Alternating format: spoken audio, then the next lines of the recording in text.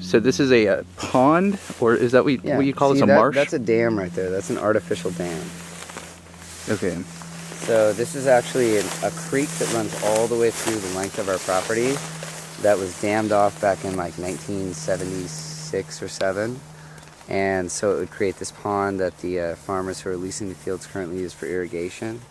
It also creates obviously this lovely watershed, even better than just a creek would. And you can see the opposite view of what it would be if you cross the dam, because the creek continues on past the dam. These cattails here, I want to cultivate them all over here, so I'm trying to look into the best way to do that, because they thus far have just been growing in like this little bunch. And I know it can grow all around, I just need to figure out the right propagation method. And what were you saying again about the algae? So the top algae that you can see on the surface of the pond is the actual blue-green algae that is so popular in health stores right now. It's totally good, totally yummy. The reason we can't cultivate it right now is because other than the area over there that's bounded off by logs, we have duckweed growing underneath, which grows from the ground up, and it's like a spirally kind of fern-like underwater plant. And that's toxic. You have to let it degrade for about, or decompose for about a year before you can use it as a compost. So when we cleared all that out over there, we threw a giant pile over there, just in that area by the pedal boat. And so next year we'll be able to use that as a compost, and it'll be yummy then. But until then, it's very like toxic for plants and stuff like that. So we can't really harvest the blue-green algae until we really make some headway on removing the duckweed. Over there we could, but we've given up on that this year because we're doing so much. So next year, we're going to push it out a little bit further, continue removing the duckweed, and just try and leave it so that all this algae is going to die. It's going to die all this fall, winter, and it's going to be a completely clear pond in spring, especially as the rain waters pick up and the flow continues. So as that occurs, then when the algae starts coming back, we're going to make sure to contain the blue-green algae to certain spots, like maybe there, there, and there. And just make sure that as it grows, we pull it off, process it, sell it. And of course have removed the duckweed so we don't mix any of it in. Because that's the thing, blue-green algae, beautiful, duckweed, not. So we're just going to make sure to, next year, really make some headway on at least making half of the pond harvestable blue-green algae with all the duckweed gone. And the way that we do that is by either heading out on the boat, wrapping our hands around the duckweed and pulling it up, throwing it in the back, taking a load over, throwing it back, or taking a net out.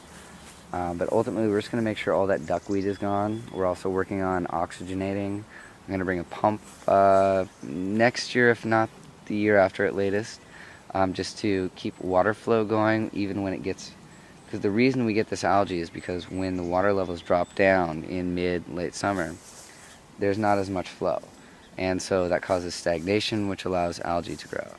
So before that time, we're going to make sure to clear out all the just duckweed that's under there.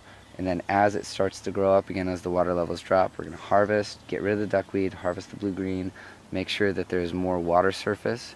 Because if you actually reach your hand down into the water as it stands right now, you'll find that the 1 to 2 inches below the top of it is super warm, super warm.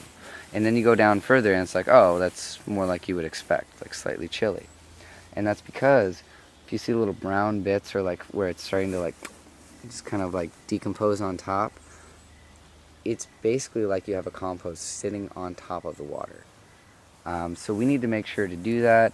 And then after we keep it a little bit clear, we're looking into various water plants that cause oxygenation.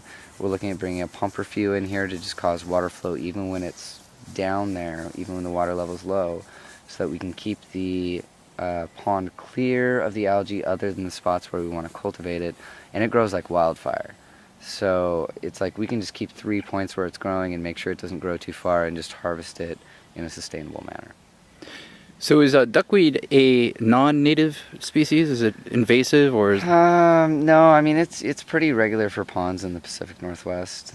It's been going on for a long time. I mean, ponds themselves are generally defined as being a stagnant sort of body of water. Now, we have the benefit of this is actually a creek that has been dammed off. Now, about a year, 2 years ago, the dam collapsed on our main drop point.